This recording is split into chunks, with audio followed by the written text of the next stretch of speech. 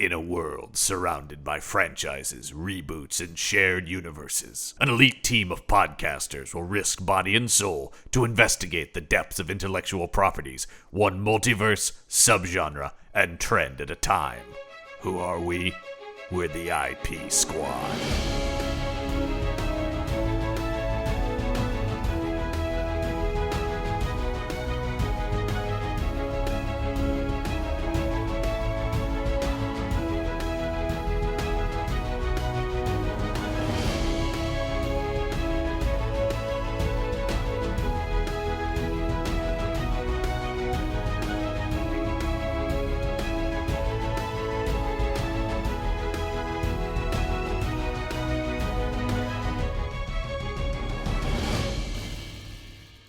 Welcome back to the IP Squad and our ongoing investigation into films based on video games.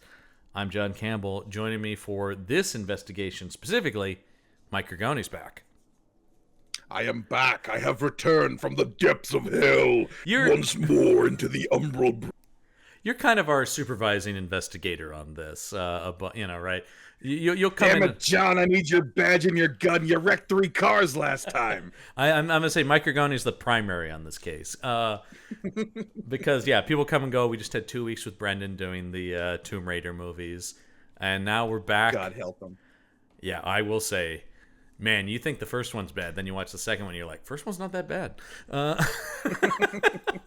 Yikes! Cradle of Life. Yikes. All right, but here we go. If you thought the Tomb Raider movies were too smart and wanted to dumb it down a bit, it's 2005's Doom! Doom. Not to be confused with Dune, the Denis Villeneuve movie, which is good. No, this is Doom, the 2005 movie about the shooter of the same name. Yeah, I mean, can we just start right off the bat? Not a great thing to adapt? Wrong. Oh. Incorrect. Oh. Great thing to adapt. Terrible adaptation. I will say, and this is one of the reasons you're on here, I played the first couple Doom games back in the day. Always really dug them. But I will say, never got much depth beyond a game where you shoot monsters. So that's why in my mind, like, not a whole lot here to adapt. But tell me where I'm wrong. You're wrong because one of the primary flaws of this movie is attempting to have characters of any sort. Okay, not normally a problem with movies, but... I know. And okay, also, I would say, not this. Much in the way of character development here, but... And there's your primary flaw, trying it all. So... Wow, interesting. We have different notes. Doom is a franchise that made its bones on quick running and gunning, action, nonstop, pulse pounding, shooting big guns at big bad guys, charging your way through the legions of hell, one bullet at a time. Yeah, man. Then a thing happened in 2004, and that was the release of Doom 3, which is a pretty big departure where the franchise is concerned, at least in terms of like gameplay and tone to a certain extent. There's always been a horror vibe in Doom. You're literally fighting demons. Right. But Doom 3 set it more as like a haunted house vibe and less I'm a killing machine mowing my way through Satan's lackeys. Doom 3, because I did play Doom 3, and that one definitely had much more of a horror vibe to it. There was a lot of, clicking your flashlight on and off in dark areas and stuff, popping out at you. I mean, it was still mostly shoot, but there was much more scary tension between the gunfire. The game is more about like methodical moving forward, assessing situations, less about running down corridors, firing your gun, and mowing down. No question, they took that influence in this movie because there's a lot of guys walking around in the dark in this movie. There's a 6-month gap between the release of Doom 3 and this film. Wow, and it shows. So they obviously were almost made side by side then. Yes, sort of. At a certain point. I think one of the big flaws of this film is that it takes more of a adaptation lens to Doom 3 specifically. And then when it breaks from that is where this movie is in any way entertaining, and that is in the running and gunning. So when I say their first mistake was giving this movie any kind of like character or nuance, that's not Doom. So by doing that, you're already like stepping off the path of trying to adapt something that is supposed to be manic action at its height. So like when I want a Doom movie, what I'm looking for is like something more along the lines of The Expendables than something that's like a haunted house film. Well, I want berserk crazy action film, and this is not that. Looking at the history of this as a potential movie franchise, almost immediately from the release of the first Doom, there were people going, hey, that could be a movie. Sure.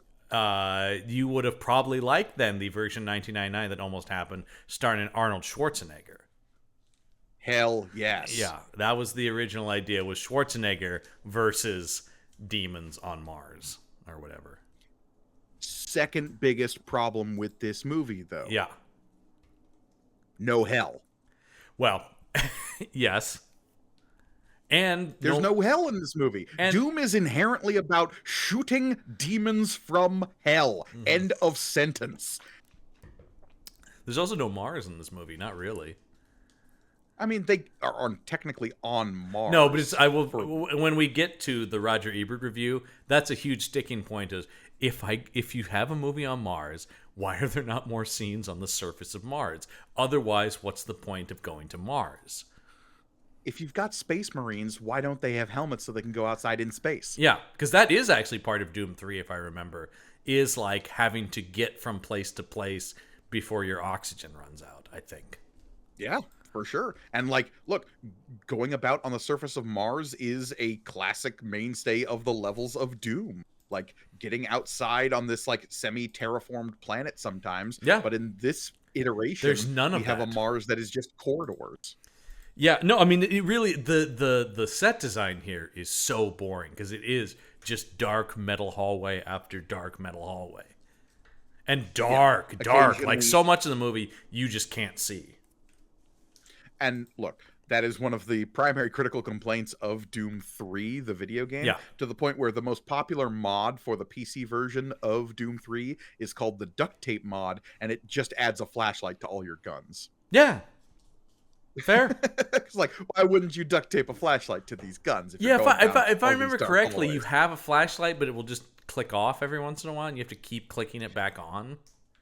And you can't have it on simultaneously if you're... So dumb. But this movie looks like that. It does. No, I will say one of the things you talk about, whether or not having characters is a mistake, but for sure, this movie is not fun. And it should be fun. It should be fun. Doom is fun. Like, it is grim and gross, and it can be brutal and bloody and chunky, but that does not deny that it can be fun. Right. Doom 3 is a weird sidetrack in the franchise that is Doom as video games go, and it is the outlier. And the fact that this movie is so heavily influenced by it is ultimately to its, like, big detriment. Well, I just kept thinking during the run of the movie, especially when, once it's in the shit of the combat, that I'm like, man, for a movie where people are just constantly firing automatic weapons at monsters, this is pretty boring.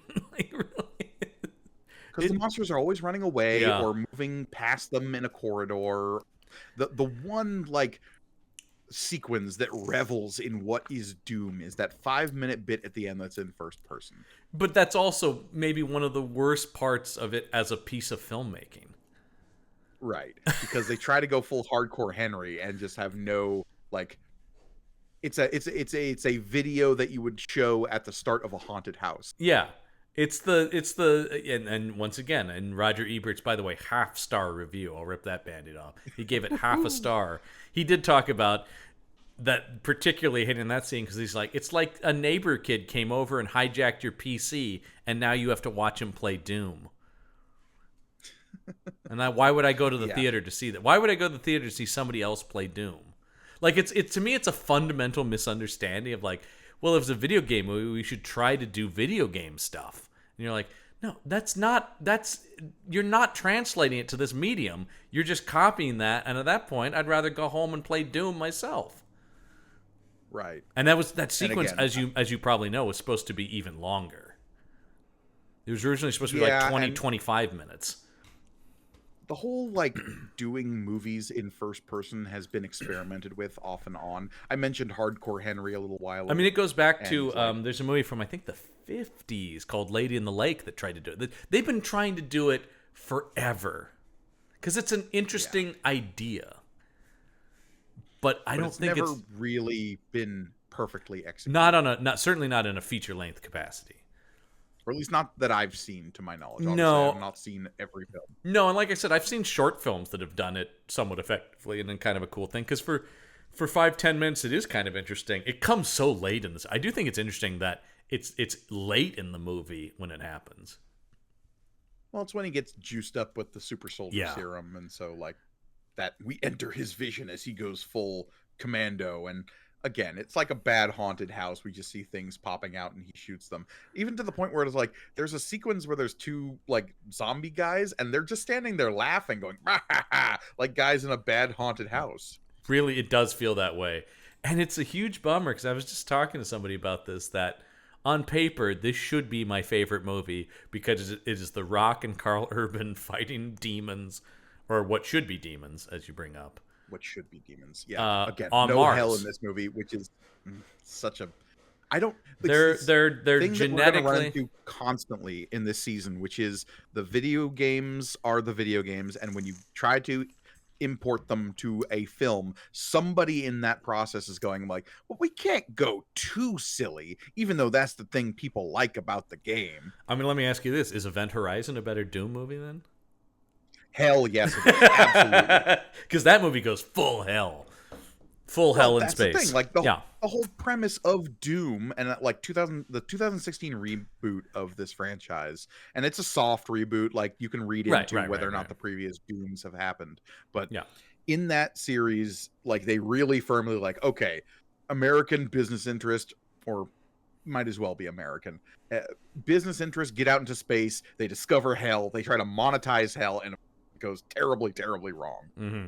Yeah, that's a great idea. Yeah. And so when this movie completely abandons all of that for bent of ancient alien genetic modification nonsense, it's like, why? The first thing I think of... abandon the core premise of the game? Because did we see this in the theater? We might have. Oh, yeah. Absolutely. I have a memory of going to this with you 20 years ago. But the one thing, and I hadn't seen it in 20 years, but the one thing I did remember from this movie distinctly, imagery-wise, was blood with bits in it. It's chunky blood. Yeah, blood with little, and just them being like... And I gotta say, though, The Rock, a little bit less so, but Carl Urban is so wasted in this. I mean, no one has anything to do in this movie. Rosamund Pike really... Yeah. And I don't know if you saw this in the trivia. I don't know how much you looked into this. She turned down a role in Harry Potter to do this movie. Oh, Rosamund Pike. You have a long, long career of making incredibly, in hindsight, bad decisions. I mean, I get it because she was up for Rita Skeeter in Harry Potter and the Goblet of Fire. I'm sure that it was literally just like, well, that's a little part in a big movie, or you can be the lead over here. But in retrospect, yikes. Carl Urban and Rosamund Pike American accenting at each other is pretty hilarious. There are two people who are just like, listen to me. He's trying to do like, I'm a grim American guy, and you know he's grim because his name's Grim. Yeah, he's John Grimm, which is John Grimm and Samantha Grimm. They're siblings. Yeah. And all of their scenes where she's just like, you didn't become a scientist like mom and dad. You chose to be a guy with a gun. I just love that we have a Kiwi and a Brit, both classically trained actors who are trying their best to do American accents. Yeah. And they're both fine. They're both, I just, knowing that they're both not American and both of them Americaning at each other, I just found hilarious. Yeah. Man, Carl Urban, I mean, at this point, because I was like, where is he in his career at this point? He's done Lord of the Rings. So he's got. I mean, obviously, he's not like a main character. Post Lord of the Rings. He's not like the main character in those, but he certainly made an impression in those movies. And he absolutely stands out. Yeah. No. Yeah. For sure. It was like, who's that guy? We love him in Chronicles of Riddick. For sure. He'd done that. And he's like the main henchman guy in Bourne Supremacy right before this. So he's on the ascent at this point. And I think this was meant to be the, like, here we go, the Carl Urban vehicle. Because he had this, and then he had Pathfinder, if you remember that movie, which I'm sure you do. Of course I do. The Viking raised by Native Americans to fight other Vikings? Yeah. I was going to say, that feels like a Mike Gorgone movie. Yeah. I mean, look, it's got cultural issues up and down, but boy, is it entertaining. I do remember it having a lot of fun killing. But those were kind of and both of those bombed, and then thank God it was Star Trek with his uncanny performance as Leonard Bones McCoy that I think really saved him, and then Dredd and all that stuff. I mean, I know Dredd wasn't a box office hit, but it obviously, I think, became a cult hit pretty instantly. Honestly, The Rock is kind of at the same trajectory here. This is post Mummy 2, obviously. Yeah, because that was the breakout. That was the big first one. Sure, but all we really have under his belt at this point is we have Walking Tall, we have Be Cool, and then we have Doom. And The Rundown. Don't forget The Rundown. No, there's The Rundown, too. I do love The Rundown. Rundown is great. I also really like Walking Tall. They're silly, but no, you're right. It's something I was thinking about, too. It's like, at this point, he's name above title. He does get first billing here. But it is as The Rock. It is as The Rock, and it is definitely... he's still in this phase about, like, oh, this guy should be a movie star, right? Like, but he hasn't yet, like, become a movie star. It's all just... He's all still potential at this point, I feel like. And he... I mean, I will give him credit for this, because I think he was smart, actually, to do this. They wanted him to be the Carl Urban part, and he was like, no. I want to be the Sarge, because at least that's something to play. This is interesting, especially in the context of Dwayne Johnson writ large.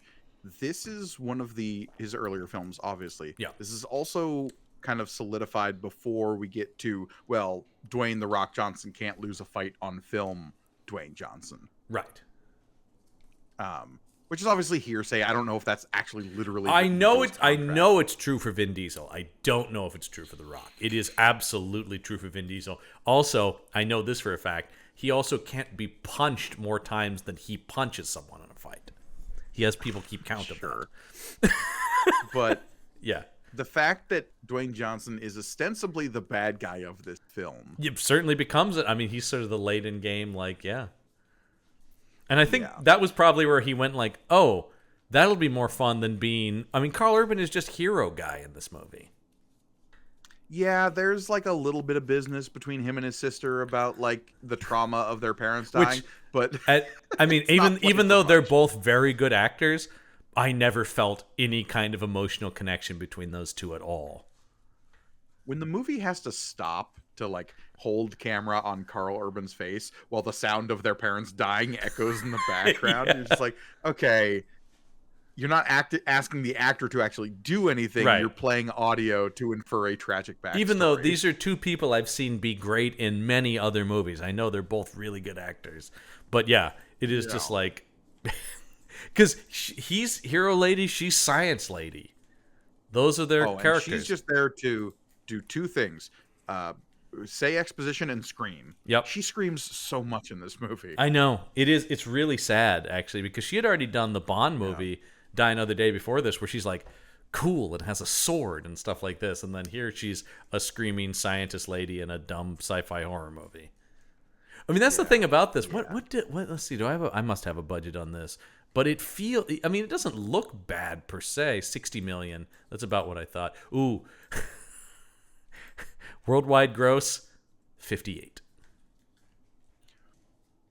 Okay, that'll give me some time to noodle this. Yeah, noodle where that lands in the top 200 of that year. But I was gonna say, it only cost 60 million, and it couldn't make that back. They had to.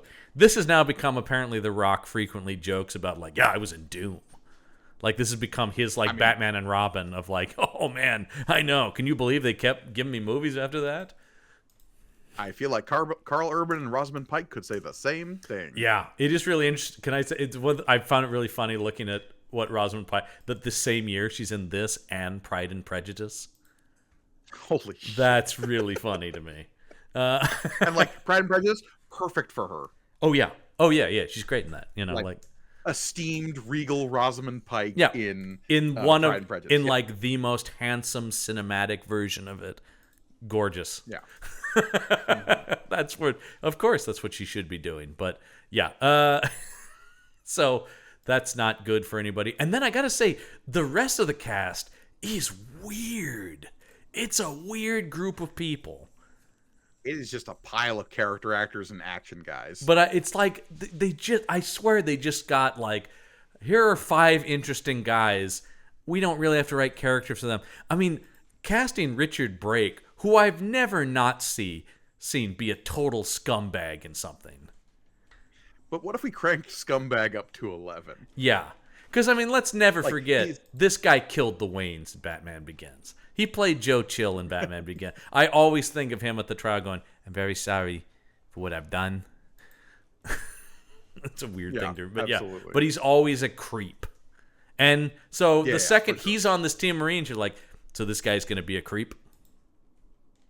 Oh, and this team of Marines, like, you immediately lose any sense of, like, oh, these are the best of the best when you have this team of Marines that is straight out of central casting that has the big tough guy and the religious guy and the party guy and the creep and the kid. Who's literally called the kid. The rook, because he's the rookie. Yeah, right? Like, so they...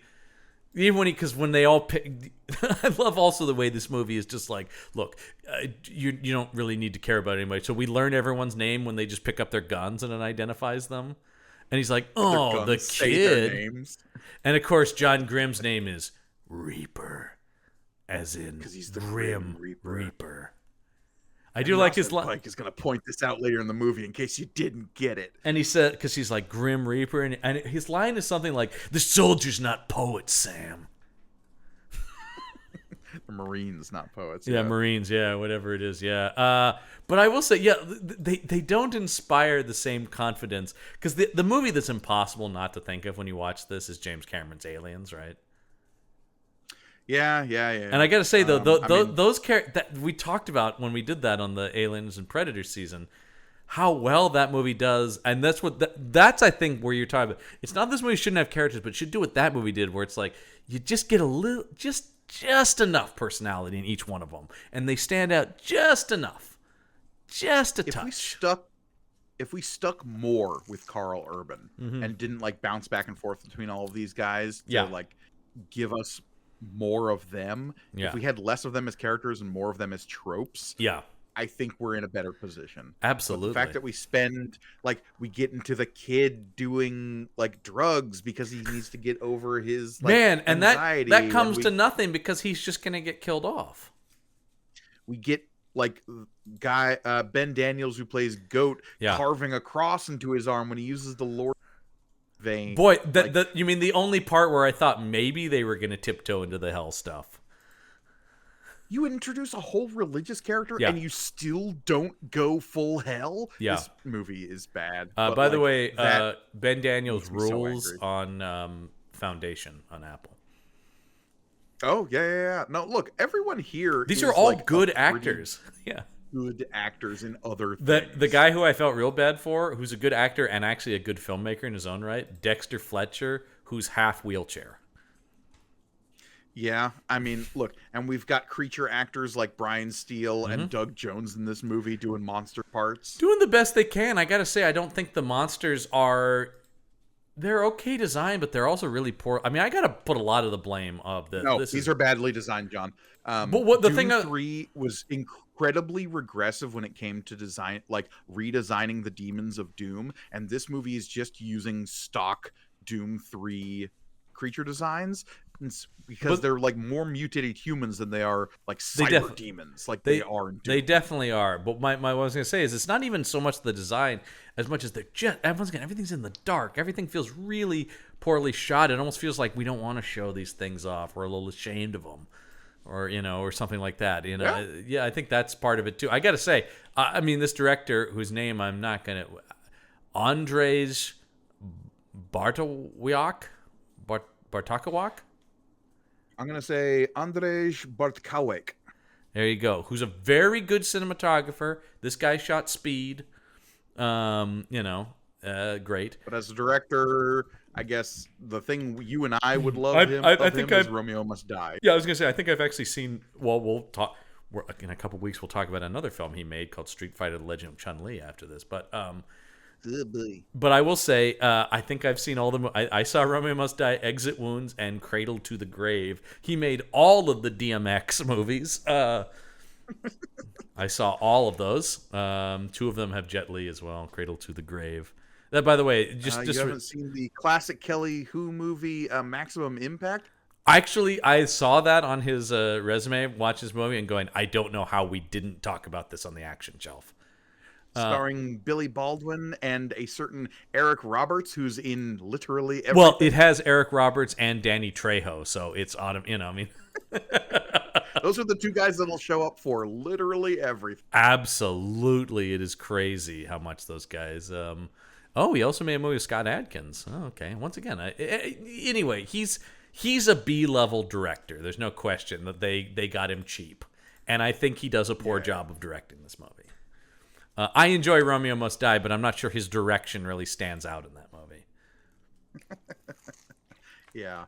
And to round out the cast, we've got Al Weaver as the kid. We've got Razaka Dodi as Duke, and Diobia Opare as Destroyer. I mean, these all feel like two credited writers on this movie, Dave Callahan and Wesley Strick. I don't know what these are good writers. They've both gone on to make some good stuff. I was going to say, Wesley Strick is a name I see on a lot of stuff. He's been around writing stuff forever. I mean, he goes back Dave Callahan has gone on to write Shang-Chi and has written on the Across the Spider-Verse movies. Yeah. He also is credited as the creator for a show I know both of us love, which is Jean-Claude Van Johnson. So good. And Wesley Strick, before this, wrote Arachnophobia and Cape Fear and Wolf and the criminally underrated The Saint with the late great Val Kilmer, and goes on to be a writer for Man in the High Castle. And we were just talking about this on another thing. He wrote for Carnival Row. Oh yeah, the show that I will go to the bat for because it's got so much lore. Yeah. And I will go to bat for The Saint because it's got so many disguises. But anyway, it's like everybody here is capable of making something good. But I think you are right in not only have they maybe chosen the wrong thing to adapt simply because it's the newest thing to adapt, but also I don't think anybody gives a shit. Like, I can't imagine Universal was like, we really want to be true to Doom. I think it's more just like, look, you got guns, you got aliens, we'll throw this out in the fall, because I think this was this an October release? I won't say October 21st, 2005. Yeah. And Doom 3 came out in August of 2000. Yeah. Play the game, see the movie, right? Well, part of the problem with Doom 3 too, Doom 3 as well, I should say, is that game spent a long time in development. It was originally slated to be released in 2002, but it kept getting delayed. So it had been being shown off at E3 for like 5 years before it was released. That's why they would be able to develop the movie to come out that quickly. Yeah. So like to say that they were developed simultaneously is maybe a bit of a misnomer, but to say that like people knew what the vibe of Doom 3 was going to be well before this movie was in production is probably more correct. And this was a movie that bounced around, like I was talking about, looking at the history of it. Like in 94, Universal gets the rights to it after Doom 2, and then it just bounced around. Everybody was trying to develop it. Nobody could crack this movie. Because I think, especially those early games, it would be very hard to, beyond the aesthetics, like, what are the pitches for the storyline and stuff like that.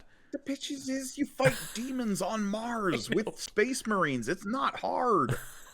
Can I say I love that Edgar Wright and Simon Pegg were approached to do Punch Up on this and turned it down.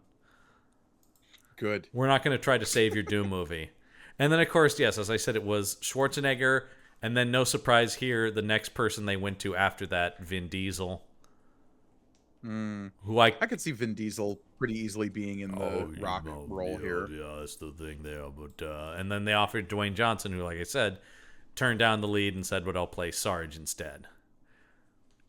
Interesting move there, and I think that speaks to the Rock's like burgeoning career and like how he was pushing himself into different, more interesting roles, which is fascinating given that like now he just plays Dwayne Johnson and everything.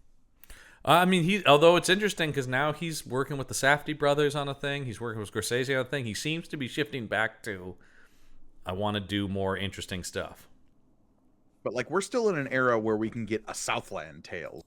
Oh, no one saw it, but I love Southland Tales. It's a weird movie. It's a very no. It's not a movie for everybody. But I enjoy that movie and have the collector's edition 4K. Here's what he said about it. He said, for some reason I was more drawn to Sarge. I thought Sarge was, to me, more interesting and had a darker side. That's what I'm saying. It's just like, there's not a lot of character work on the page. Sarge is at least something he could have fun with, right? I think was kind of probably what he thought.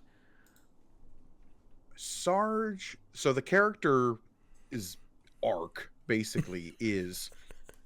soldier who's careful counselor orders, using words like arc in relation to this movie, but no, I know. But so he, for what it is soldier following orders, willing to do anything to get the mission done, right? And at that point, we're pretty much with him. Like, okay, he wants to blow up the portal to get back to Earth, and everyone else is like, but then how do we get back? But his line of like, these things can't get back to Earth, right? That is hero mode, right? Yeah. It's when he turns to, but we also need to kill everybody so nothing gets out, that you go, wait, hold on. Yeah. And then at some point he gets infected by the evil monster virus, which, when does that happen? Yeah, that kind of came out of nowhere when you see like his hand get all monstery at the end. And it's pretty much just so he can fight Carl Urban as a monster. And even then, he doesn't go full monster, which is like, look... No, also just off the heels of Scorpion King, we've seen Monster the Rock, and I want more Monster the Rock. Do you? You left that movie wanting more of that? I'm just saying, if you're going to give it to me full and straight. I don't want any of this half-baked Monster Rock. I feel like that was them going, we can't do that again. We took a lot of flack for that. Well, that was also a Universal film, right? Yes, that's what I mean. It's the same company. Yeah. Most of his stuff was at Rundown was Universal. I don't think Walking Tall was, but he was definitely, and still is, obviously, because they make the Fast and the Furious movies. He's definitely a Universal guy. They love him over there. I will say, this movie does the thing that I love the most, where I see the Universal logo. Yes. And so the planet rotating under the logo at the start of this film is Mars. I love that. Also, they do that, I love it. Roger Ebert's review, he said the most entertaining thing in the movie, and then I didn't like anything else. The only thing I liked was it being Mars on the Universal logo. It's a funny Roger Ebert takedown. When Roger hated a movie, he was pretty good. He got pretty sharp. He's a spicy fellow. He did, yeah. Even the gorgeous Rosamund Pike, though. He could see through on this one, unlike the Tomb Raider movies, which he loved, only because of Angelina Jolie. He loved the Tomb Raider movies? Oh, amazing fun, and that Angelina Jolie. Oh, yeah. Look, he's got a weakness. We all know it. He has a huge weakness. It's come up a lot in stuff I've done. That's what I'm saying. I was like, wait, is he going to be like, but Rosamund Pike is luminous or something like that? No. Even he, yeah. There you go. Yeah, he goes, here it is. Doom has one great shot. It comes right at the beginning. It's the Universal logo instead of a spinning Earth with the letters Universal rising in the east and centering themselves over Lebanon. We see the red planet Mars, then we fly closer to Mars until we see surface details, and finally the research station, helpfully described on the movie's website as a remote scientific facility on Mars. Where if you give it but a moment's thought, all of the scientific facilities are remote. I do like that he went to he was curious enough to go to the movie's website. Good. I have unanswered questions about Doom. Fair enough. Yeah, because it's stupid. Well, because here's the thing. I can't imagine caring enough to answer those unanswered questions. Because, the movie is this, the plot is very simple, right? They hear there's trouble on this Mars research station, so they send this group of Marines led by Dwayne Johnson. I mean, it's the plot of the original Doom to a certain extent. Corporate station on Mars. Yeah. Shit goes sideways. Marine gets sent in. In all of the games, it's always just like a single Marine. It's Doom guy. Right. In the later games, it will be the Doom Slayer, who is this like apocalyptic warrior. But we need to get some body count going, so we send a team up who is all dead except for Karl Urban probably. And maybe The Rock. You don't know where The Rock storyline is going. Again, at the start of this movie, you're not quite sure who's the good guy, who's the bad guy. Right. Well, because it really was, because nobody knew Karl Urban was, so this was sold as The Rock in Doom, Right. Although I will say the poster features neither of them, and the poster is just the first person looking down, as the trivia points out, a P90 machine gun, which is never actually used in the movie, at a monster coming at you. Yeah, and it's the Hell Knight from Doom 3 specifically is the big like eyeless monster design. Right. Which, again, is a radical departure from what those monsters look like in Well, I think it's very interesting that games. It's still credited as the Hell Knight, even though we're not dealing with hell. Yeah, again, biggest problem with this movie is not enough satanic imagery and hell stuff. Well, I think you are right in that, not only because is it true to the game, but it's the thing that separates, right? Other than that, now this is just, I've seen a bunch of movies where people shoot alien creatures in a space station or whatever. So the thing that separates Doom is it's got the action movie is a dime a dozen. Yeah. So instead, the thing that separates it is, there's now demonic shit in this. Right. And like in the 2016 reboot, it was like, they're using hell to like as an energy company. That's cool. In the original, I believe it was like, oops, teleportation accident a la Event Horizon. Yeah. And we found hell. Oops. I will say, just as a note for things that we keep talking about, what defines the list of movies for this season, we will not be covering the straight-to-video sequel to this, Doom Annihilation, because we are only doing theatrically released live-action video game movies. It's not a sequel. Well, whatever the next Doom thing they made was. Okay. There is a movie called Doom Annihilation. It is in no way a sequel to this movie. It's made by the same company years later, and yeah. Sure. I believe that one actually does, they accidentally open a portal to hell. I'm not saying it's a better movie. I'm just saying, they do. Well, I think let's see what they have that one cost $14. No, it looks dirt cheap. I don't know any of the actors in it, and they kind of just threw that out there to go. So we're not covering that. It is very firmly a straight-to-video. Yeah. And we somehow managed to keep the license to do it, even though we're now making this movie in an era in which the 2016 game is critically acclaimed and has done incredibly well. Yeah. So yeah, just not. In March 11th, 2019, id Software's official Doom social media account said that they are no way involved in the making of the film. Yeah. Yeah. It's this movie's just dumb. I don't know what to tell you. So our Marines go to Mars, series of corridors. They make up all of this gobbledygook backstory about ancient aliens in this. And that was movie that are also left the teleportation system to get us to Mars, but also they were dealing with weird genetic experiments. And due to a malfunction with that, it cut Dexter Fletcher in half. The teleportation who's thing. named Pinky just so he can turn into the demon that is referred to as the Pinky Demon in games. Yep. By the way, one of the things we were talking about, there's an unrated cut of this. In the unrated cut, you see a flashback to him getting sliced in half. Okay. Yeah. Okay. There's not much. I gotta say, there's not much more in the there's like they have the full length like 15-minute version of the first person sequence. I know I've at least seen the unrated cut. Well, because you talked about having a DVD, and I'm sure that was the unrated. Because this was firmly in the era of everything had an unrated edition. Even if it was just adding like 2 more fucks to a comedy, like the Van Wilder unrated. Remember when they would do like unrated and out of control or whatever? Well, a lot of the time it was not. It'd be like a single scene even, and it was just that. Oh, well, we didn't resubmit it, so it's unrated. It's not even that we added any more explicit content. It sometimes was just we just didn't submit it again, so it's unrated. You won't believe how hot this is. Like. What were you going to see? I, too, have seen the unrated version of American Pie 4. Yeah. Yeah. Oh, God. It's incredible how many of those there are. What is that one? The Book of Love, when like the only returning character is Jim's dad? Yeah. I like that Jim's gone, but Jim's dad is still... Eugene Levy, always happy to take that paycheck, man.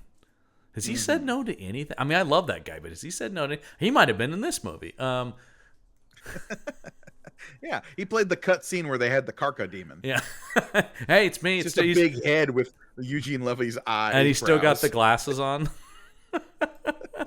Let's talk about the BFG, which, of course, is an iconic thing from Doom. Yeah, well, look, it's the big fucking gun. That's what it's called. What is it called? It's the Bioforce gun is what it's officially called. In this, it's the Bioforce gun, yeah. The Rock, by the way, The Rock took home both of them that were made for the movie. Good for him. He took both of the BFGs they built. Yeah, the BFG 9000, as it is called in games. Mm-hmm. It's Bioforce gun is what it's officially called in the movie, but in everything, it's just big friggin' fancy gun. That's what I always thought of it as, and of course, that was always the thing about like, oh, that thing rules. The biggest gun. Yeah, that's why it's cool, because it's the biggest gun. It's the biggest of guns. Yeah. And by the way, I just have this from the trivia. It is stored in a locker designated IDKFA, which was the in-game cheat code that gave you unlimited ammo. Yeah. There's a couple of fun little Easter eggs in the movie for that thing, like the names of some of the scientists or the names of the developers of the game. Stuff like that. They use the colored key cards throughout the movie. Yes, which is always fun. Yeah. And then even design note here, the BFG in Doom 3 actually really doesn't resemble gun in this game or in this movie, but in the 2016 reboot, the BFG like looks a lot like the gun from this movie. Interesting. I mean, I have no issue with the design of the gun in this movie. It looks cool. Yeah, it shoots big blobs of energy and they explode and kill everything. Yeah, it shoots Bioforce. Yeah, sure. Why not? There's only one use of the BFG that we see like actually kill a thing, and it's kind of disappointing, honestly. I will say the build-up to it is that, and then it's just him shooting it at Carl Urban and missing, of course, during their fight at the end. Yeah, that sucks. Like, he should not get that shot, like, and Carl Urban should use the BFG to kill The Rock, right? I was shocked he didn't. Yeah. The Rock's death is actually kind of lame. Yeah, he shoots him through the portal, and then he tosses a grenade in after him, and that's it. Very dumb. Yeah, kind of bad. Yeah. What was the other thing I was going to... Oh, I like that also there's references to stuff that aren't even Doom, like the Close Encounters thing being the do-do-do-do-do that opened one of the doors. I've got my two big problems with this movie, whereas like the first one is it's too much business. Second one is not enough hell. My third big problem, the soundtrack for this movie sucks. Bad, real bad. Yeah. You have one of the most iconic video game tunes of all time with the Doom theme, the like dun-dun-dun-dun-dun-dun-dun-dun. Like that is a classic video game tune. It does feel like you don't even have a remix of it in this. It feels like that should have absolutely been the first person sequence score, right? Oh yeah, because that's the 100%. part. fact That's that the that part thing- where you're like, now we're doing it. Now we're good. Because that not only is that the first person part, well, I talk about that's where he gets injected with the super serum. That's where it's like, all right, now we're kicking into overdrive.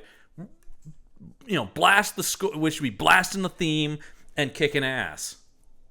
And instead, I'm watching it, especially now. I remember at the time being somewhat disappointed. And watching it now, I'm like, God, this is so desperate now, it feels to me. So sweaty. Well, because it's slow and like it is kind of lame, and it suffers from the same thing the rest of the movie suffers from, which is everything's dark. And when we're shooting at things, they're either directly in front of us, so they fly backwards and die, or they're darkly lit monsters that. Well, you don't. Yeah, he's just mowing down generic gleep glop shit, right? So you're just going like, all right. Mm-hmm. The most engaging bit of it is when he's fighting the Pinky Demon and he's got the chainsaw, right? Yeah, because that's iconic. I'm a sucker for a guy fighting a monster with a chainsaw. Well, and that's an iconic thing, right? We think of the chainsaw. Isn't that? The chainsaw is a big thing in Doom. It's a thing in Doom 3. It is that moment in the game where, okay, the balance of power in this game has shifted slightly because throughout the early chunks of that game, you're the one being hunted, and now you can kind of turn around and do the hunting. Right. Yeah, and that's cool. And then so that moment being, but it would also just be. I would have thought it was cooler if you just saw Carl Urban pick up a chainsaw and plow it into a big flesh. The thing it reminded me of is the Ang Lee Hulk movie where he did the panel splits, and it's just like, dude, no, those are a necessity of the storytelling of that medium. You doing that is just pointless. Now, here's the big thing that this movie sets up. Not the big thing, but a thing this movie sets up that it sort of fails to execute on, and that is right when the Marines all get to Mars, we have this whole sequence where it's like, we set up our kill cams. So you think going forward, that's how we're going to get our first-person perspective, is a little bit of artistic flair. Now these are the body cams of these guys. That would have worked. Because that's stuff we've seen in military action movies. 100%. If you had Rosamund Pike looking at a screen going, and then we're cutting back and forth, right? Or something like that. And she's going, you got to go to the left. There's a thing over there. And we're following it through. Yeah. Contextualize even in Aliens, we've had a little bit of that when we have certain characters have cameras on their shoulders. Yeah. The first Jurassic World does it when they send the security guys out and they're watching them on camera. Mm-hmm. Yeah. I mean, the movie that did you see End of Watch with Jake Gyllenhaal? Where it uses the it doesn't stay in first person the whole time, but it uses the body cameras as found footage sequences, and it's really effective. But it's contextualized within the movie. They're cops with body cameras. And you could do something similar in a Doom, and you definitely not have it feel as jarring as let's break the movie for 5 to 15 minutes, depending on the extended cut, to have a first-person sequence that is unexplained contextually. Because it just feels like, nerds, right? And I remember it's the poster. I remember like the Comic-Con panel. Everything about this movie was like, wait till you see the first-person scene. Oh my God, And I read on here it took 14 days to do it. That's a lot of a shoot. Yeah. I cannot explain to little effect. To little effect. No. I guess just to. I guess not shooting it specifically, but rehearsing it or something. I don't know. My God. It's not Carl Urban with like a body. I don't think so. It can't be. No. There are parts of it that are clearly CG, like the hands and gun are clearly CG in places. I also like the director going, I tried to use as little CG as possible. And I'm like, there's definitely practical stuff, but there's also a lot of garbage CG in this movie, too.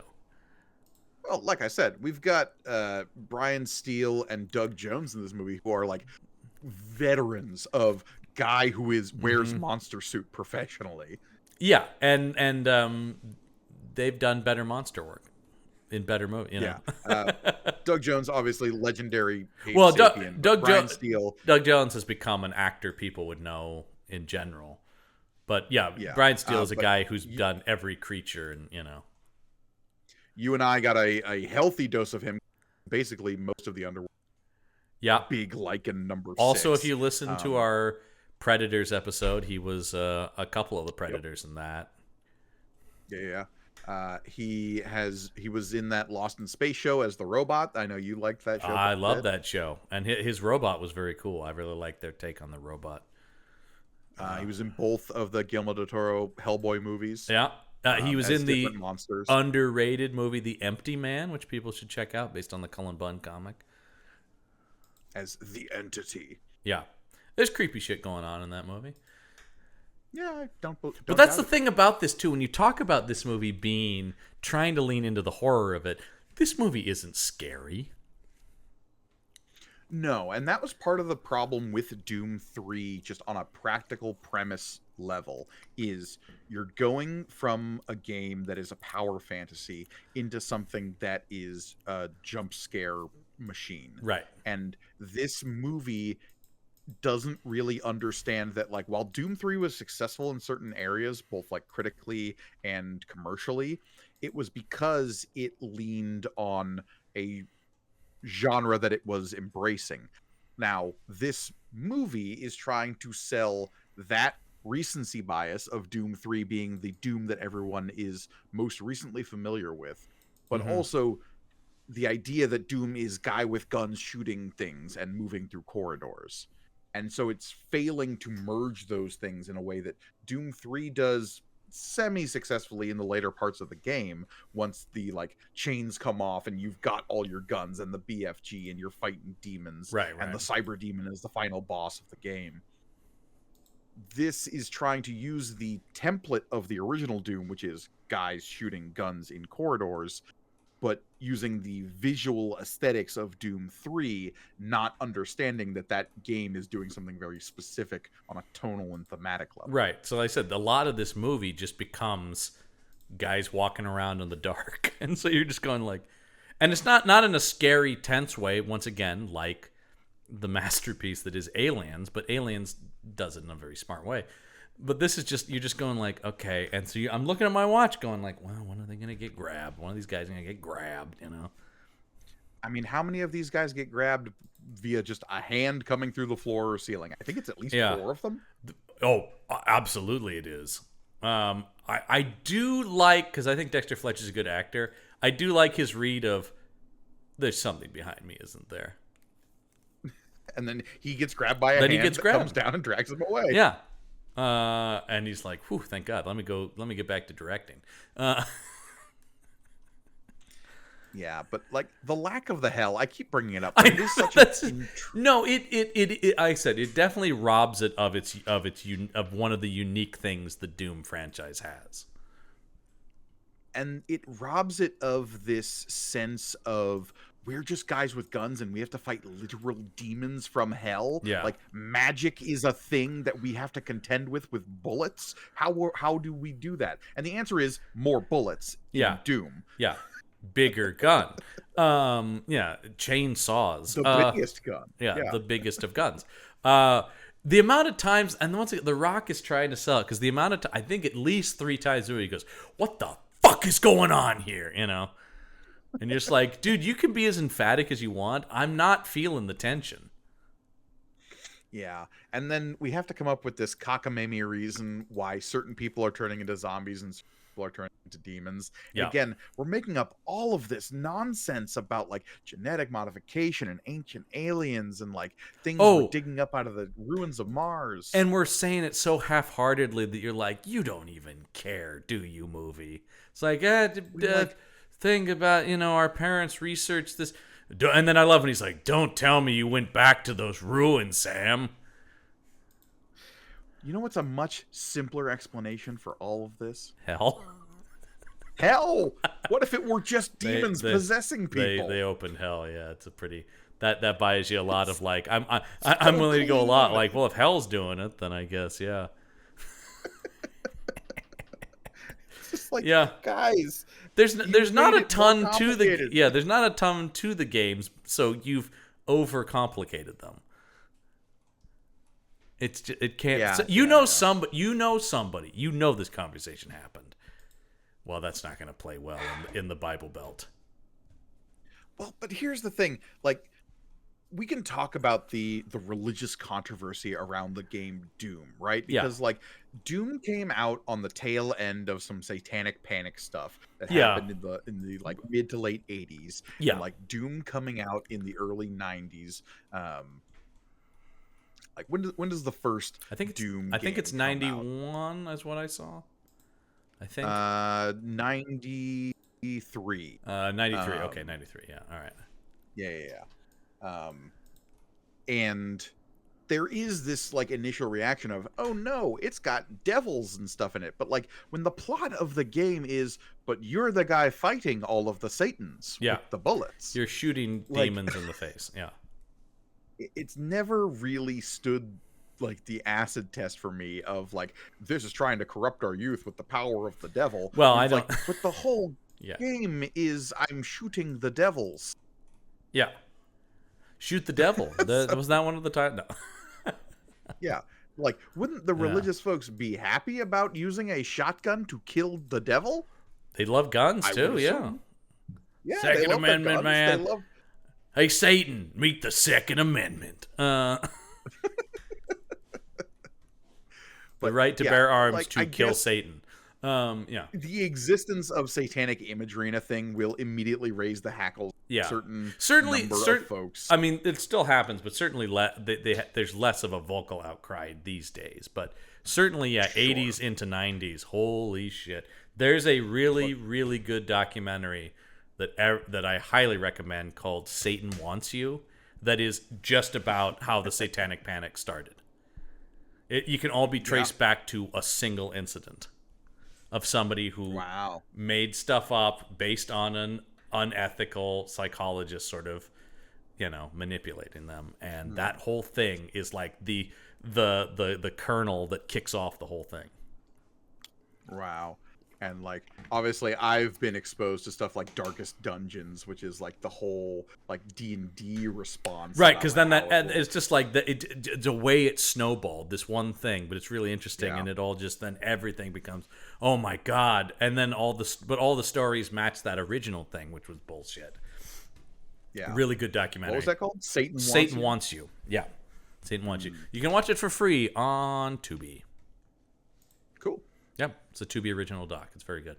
All right. Well, I mentioned Roger Ebert's half-star review. This also made his list of the top 10 worst movies of 2005. And I just want to read the end of his review. Toward the end of the movie, there is a lengthy point-of-view shot looking forward over the barrel of a large weapon that tracks the corridors of the research station. Monsters jump out from behind things and are blasted to death in a sequence that abandons all attempts at character and dialogue and uncannily resembles a video game. Later, when the names of the actors appear on the screen, they are blasted into little pieces. I forgot whether the director had his name shot to smithereens, but for the DVD, I recommend that a monster grab it and eat it. Actually, I was keeping track of this because the end credits have a pretty bitchin' Nine Inch Nails song playing at first. Yeah. So I listened to that idly as the movie wrapped up. Yeah. Are you going to bring up the thing about who gets shot in the credits? Yeah. Yeah. It's only the people that die in the movie that get their name shot. And specifically, like, not the director or the studio shot either. Right. Universal's like, don't shoot us. Yeah. But because it's like a first person like wireframe that you're seeing move through the credits, and then the POV that you're a part of just dies for some reason. Yeah. At the when the credits cut to black. I don't know. I don't know. Like, I like creative credit sequences. I love an animated end credit sequence. There's some great ones. But I mean, the other thing too is it shouldn't have been Nine Inch Nails. Should have just been the Dune. Well, the other thing the other thing that's hard about it too is it's trying to be like, yeah, and I'm like, I didn't like the movie, so it's very hard to be like pumping, yeah, this movie ruled and these credits are awesome.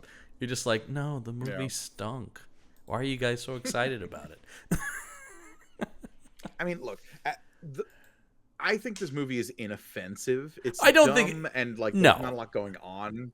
We've seen worse movies, but it moves and I can sit through it and not suffer. I find it extremely dumb and then therefore forgettable, right? Like, that's the thing. It's like I hadn't seen it in years. I have no intention of watching it again. No, I don't think this is an atrocity, but it is bad. Yeah, it's a weird footnote in the careers of everyone involved. It is really weird that it has, like, retroactively people who were kind of known but are now, like, big names. And you're like, really? Mm-hmm. Like you're literally going, like, The Rock and Carl Urban made a movie together? Yeah, and Rosamund Pike was in it. That's what? Did you know Rosamund Pike and The Rock shared the screen? I mean, look, do I want to see Dwayne Johnson in the next season of The Wheel of Time? Kind of. It would be really bizarre. It would be an objectively bad career choice, but yeah. I like that show. I know, but it's just the idea of, like, yeah, I'm going to come in as a guest star late in the game on this thing. And you're just like, in an epic fantasy. Yeah. Don't you have, like, big movies to make, Rock? No. Nah. Look, he made Red 1, but what else has he got? The biggest Christmas movie ever. Yeah. That was fun. Did you see that? I did. I thought it was fun.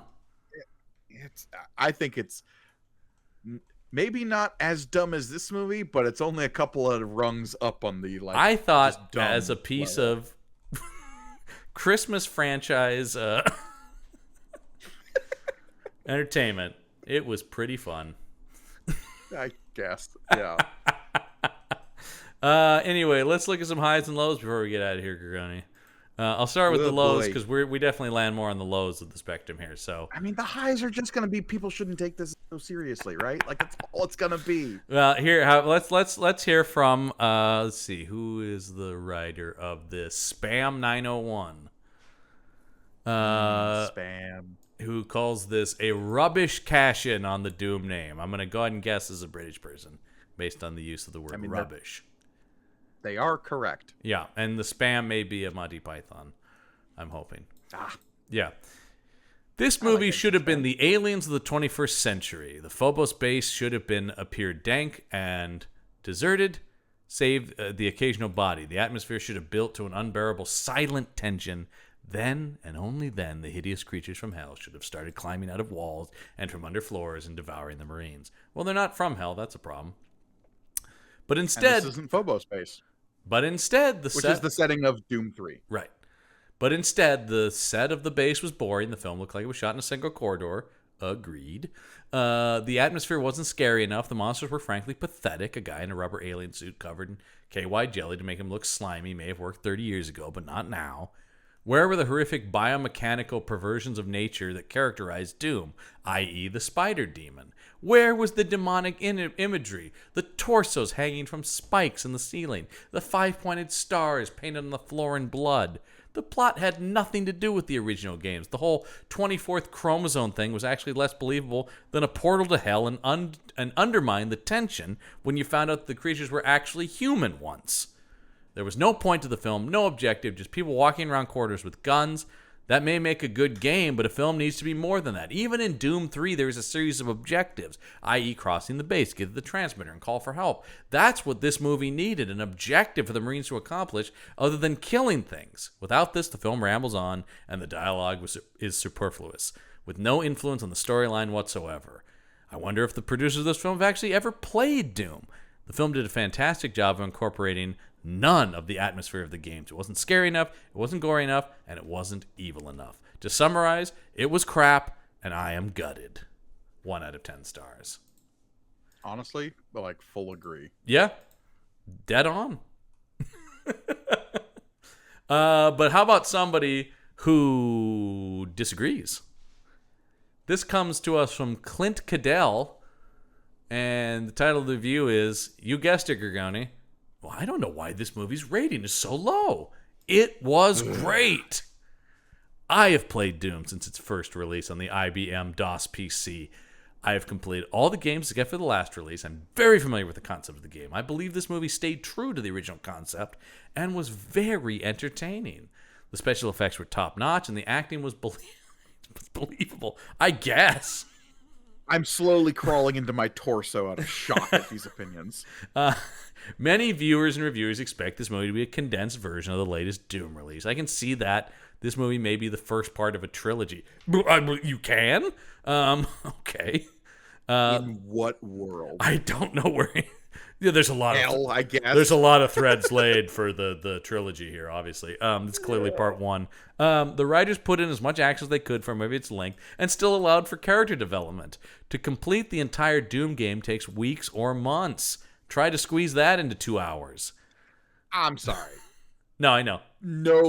No game of Doom takes that long Nope. to beat. And especially... Unless you're spending like a half hour a day. Especially back in the 90s, those games were short because they had to be. They only had so much, space to deal with. Anyway, in the game, the corporation created weapon systems, i.e. the BFG, did research of all types. Hence, all the labs you move through while playing. The comment that I've heard over and over is the monsters are supposed to be from hell.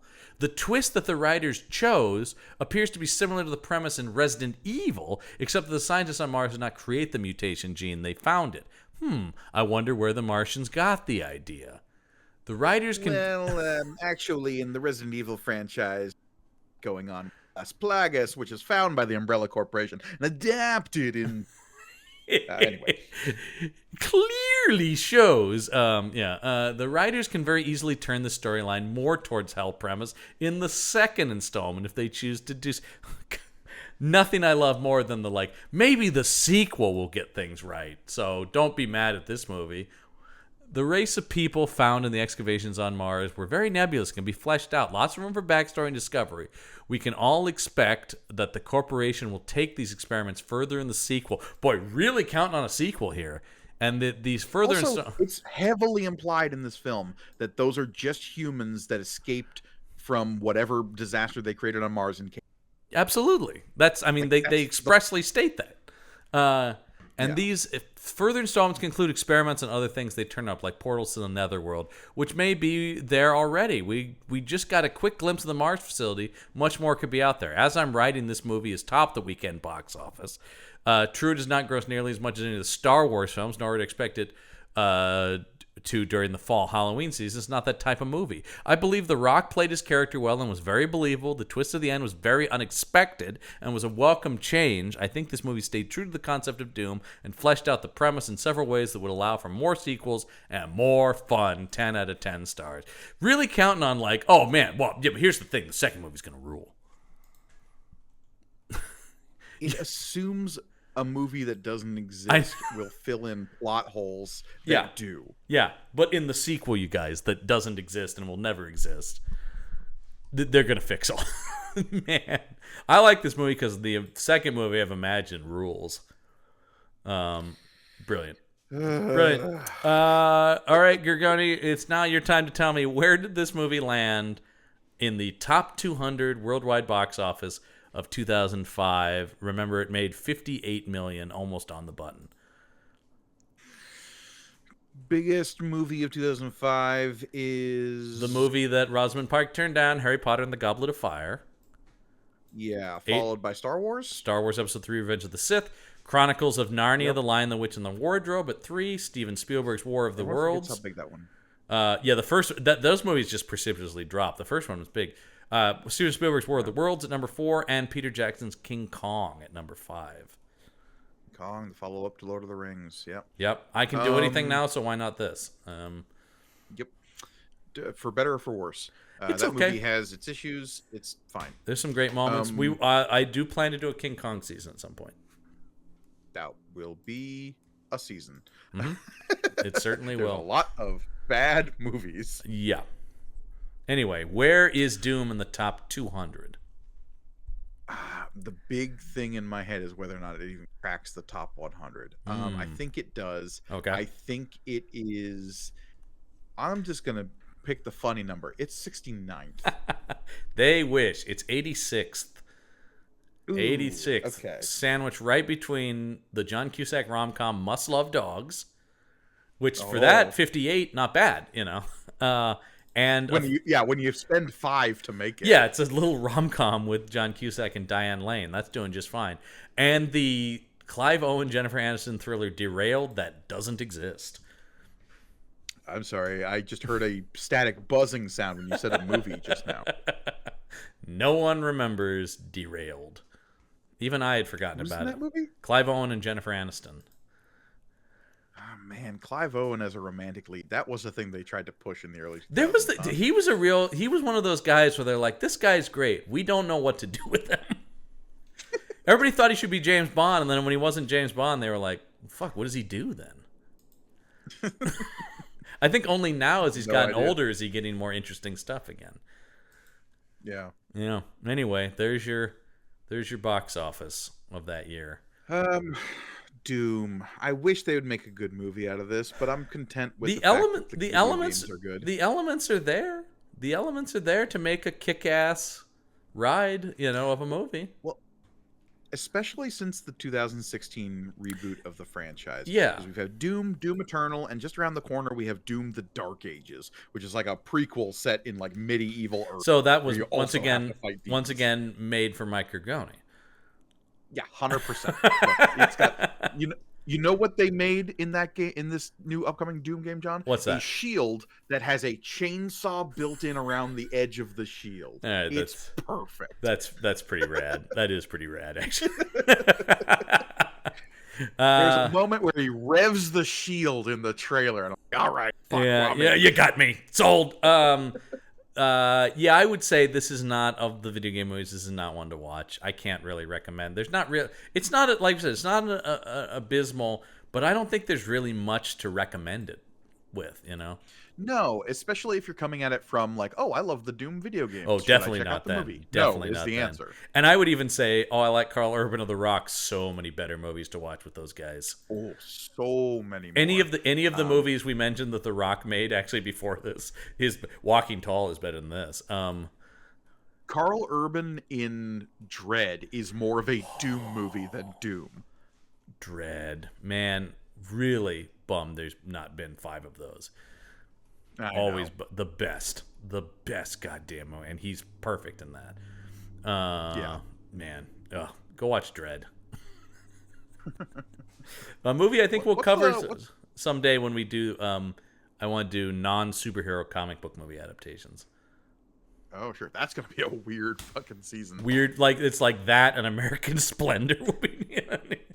That, American Splendor, and Road to Perdition. Yeah.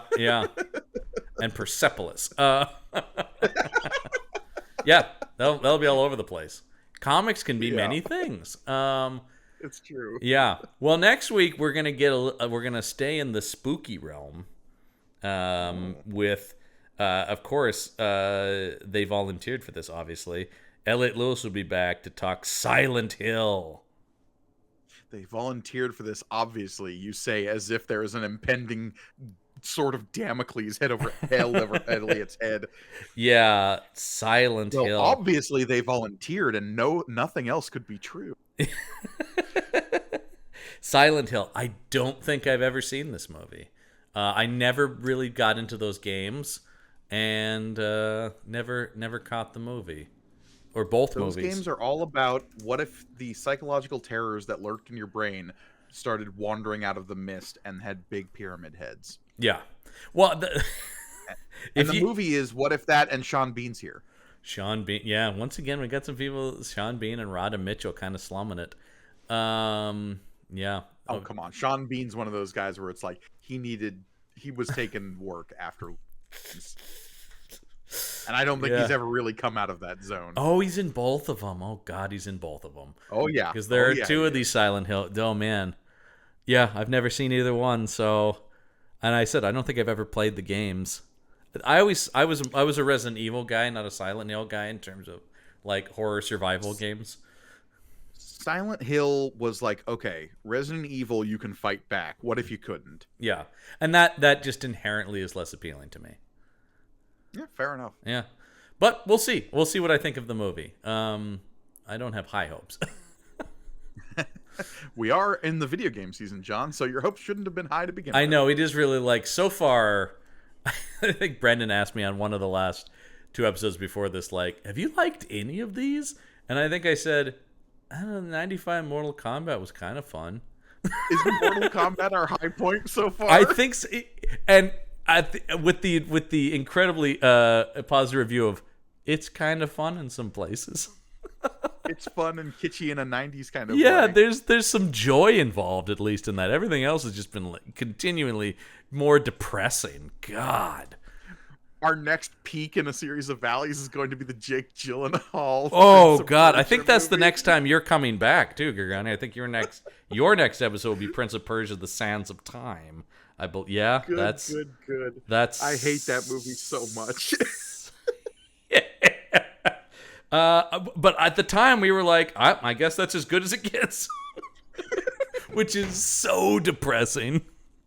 Yeah, because Jake Gyllenhaal is the Prince of Persia, and we were like, I got no problem with that. Sure, why not? Why wouldn't he be? Thanks for having me on this journey, absolutely, John. Really of course. And if you want to hear even more, you can head over to our Patreon page, patreon.com/punchupent. That's punchupent. Get cool exclusive bonus content from us. Where else can people check us out, Gorgone? youtube.com/@punchupentertainment. There you can find all of our shows. This one, we are your premium second screen experience over there at the YouTube page. And while you're there, you can find our YouTube exclusive stuff like May the Panel Be With You, where you can read some Star Wars comics along with John and I. Punch Up Plays, where the aforementioned Elliot Lewis and I are playing through the Mass Effect franchise, as well as all sorts of stuff. We're constantly adding new shows over there that you can check out and have playing in the background while you play Doom. And while you're there, please like, comment, subscribe. Let us know in the comments below.